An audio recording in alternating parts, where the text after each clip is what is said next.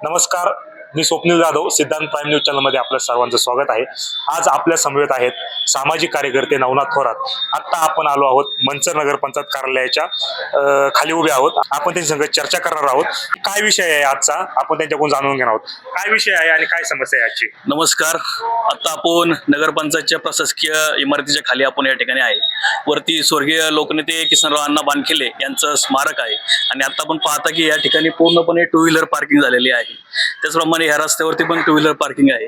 नीट नगरपंचायतमध्ये आपल्याला त्या ठिकाणी जाता येत नाही। त्याचप्रमाणे जर बघितलं आपण तर ह्या नगरपंचायत मोठी बिल्डिंग या ठिकाणी बांधलेली आहे, परंतु आतमध्ये जाण्यासाठी लोकांना जाण्यासाठी रस्ता नाहीये। त्या बाजूनी जर तुम्ही गेला तर त्या ठिकाणी पण टू व्हीलर पार्किंग आहे, या ठिकाणी पण टू व्हीलर पार्किंग आहे। पार्किंग करणाऱ्यांची चुकी नाहीये, पण या ठिकाणी नियम नाही, त्यांना वाहनतळ या ठिकाणी आपल्या मंचर शहरामध्ये नाहीये। शहराची लोकसंख्या वाढत चाललेली आहे, पण या ठिकाणी सोयी सुविधा नाहीये। त्यामुळं स्वर्गीय लोकनेते किसनराव अण्णा बानखिले यांचं स्मारक खऱ्या अर्थाने जतन केलं पाहिजे, याचं पावित्र्य राखलं पाहिजे, सुशोभीकरण केलं पाहिजे। पण स्मारकाच्या पुढे सगळ्या टू व्हीलर पार्किंग आहे। त्याचप्रमाणे त्या बाजूने जरी तुम्ही गेले तर त्या ठिकाणी पण सगळे पार्किंग आहे।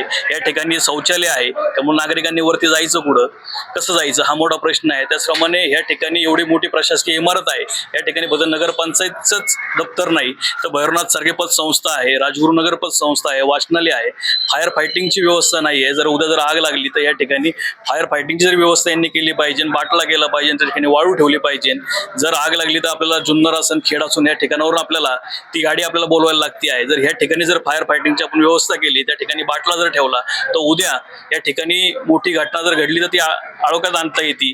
त्याचप्रमाणे नगरपंचायतमध्ये मंचर शहरातील सर्वांची महत्त्वाचे कागदपत्र या ठिकाणी आहे। उद्या जर मोठी जर दुर्घटना घडली याची जबाबदारी घेणार कोण आहे। त्यामुळे माझी विनंती एवढीच आहे की ह्या ठिकाणी जी पार्किंग करतायत त्या ठिकाणी शिस्त लागली पाहिजे, गाड्या एका साईडला कुठेतरी लावल्या पाहिजे, रस्ते मोकळे झाले पाहिजे, अण्णांच्या स्मारकाचं जतन या ठिकाणी झालं पाहिजे, त्याचं सुशोभीकरण केलं पाहिजे। त्याचप्रमाणे या ठिकाणी आपण ह्या बिल्डिंगला फायर फायटिंगची सिस्टीम आपण या ठिकाणी करावी, ही अशी नगरपंचायतकडे प्रशासनाकडे आमची विनंती असणार आहे। सगळे जे काम आहेत ते घेऊन तुम्ही नगरपंचायतकडे गेले होते का? 100% वारंवार अधिकाऱ्यांना या गोष्टीवर सांगितलेलं आहे।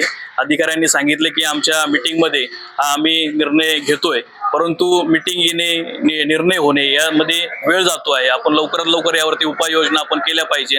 ही आपण पाहताय की 2 शॉपिंग कॉम्प्लेक्स या ठिकाणी बांधलेले आहे, अनेक महिने झाले काम पूर्ण आहे, पण या ठिकाणी कोणता निर्णय या ठिकाणी अजूनही होत नाही।